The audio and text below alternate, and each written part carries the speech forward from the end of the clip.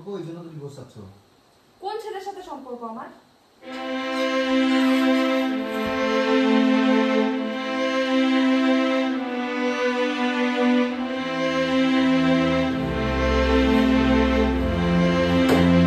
জানি না আর এরকম কতদিন চলবে। আমার নিজের কপালটা আমি নিজেই শেষ করলাম। বাবা মার কথা না শুনলে এরকমই হয়। আর কতদিন চলবে?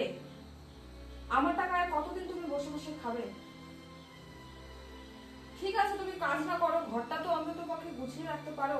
দিনের পর দিন আমি আমার জীবনটাকে শেষ করতে পারবো না। অবশ্যই এরপরে আমি সমাজের কাছে খারাপ হবো, তো তাতে আমার কোনো যায় আসে না। কিন্তু এরকম লম্পট একটা স্বামী থাকার চাইতে একটা মেয়ে একা যদি থাকে সারা জীবন, লোকের কথা শুনলেও নিজে শান্তিতে থাকতে পারবে না। আর কতদিন তুমি আমার টাকায় বসে বসে খাবে? আমি তোমার টাকায় বসে বসে খাবো আর শুয়ে থাকবো। আজকে আমি ভিডিও করে সব প্রমাণ রাখবো তোমার ব্যবহার কি সেটা।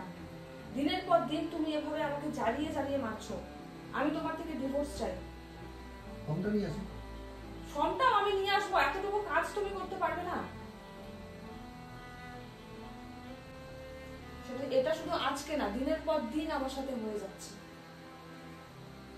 প্রতিটা দিন আমি কাজের থেকে ফিরে এরকম অবস্থায় দেখি। ওর সাথে যখন আমার বিয়ে হয়েছিল, সে একটা বেসরকারি কোম্পানিতে কাজ করত। মাসিক বেতন ভালোই ছিল। এরপর আমি চাকরিতে জয়েন করলাম, সে চাকরিটা ছেড়ে দিল।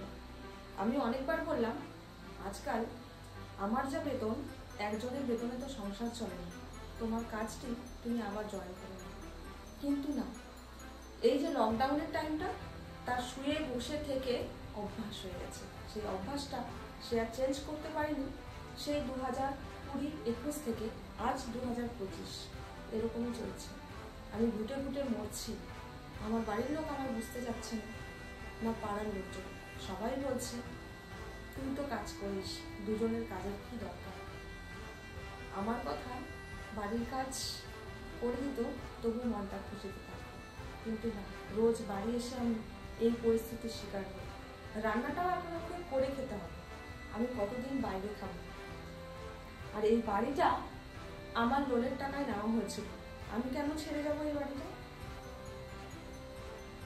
কিছু বলো। আমি আজকে ভিডিও করে প্রমাণ রাখছি সবকিছু। ডিভোর্সের পেপারটা নিয়ে আসো, সই করে দেবো। আর যাও, জিনিসপত্র আছে গোটাই যাও।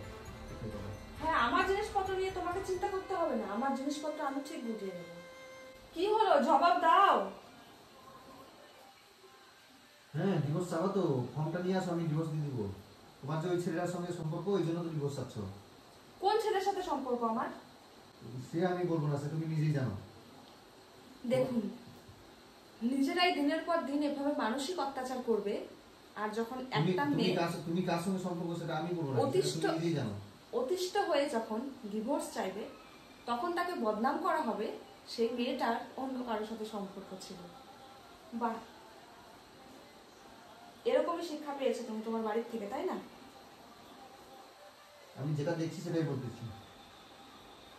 সেটাই।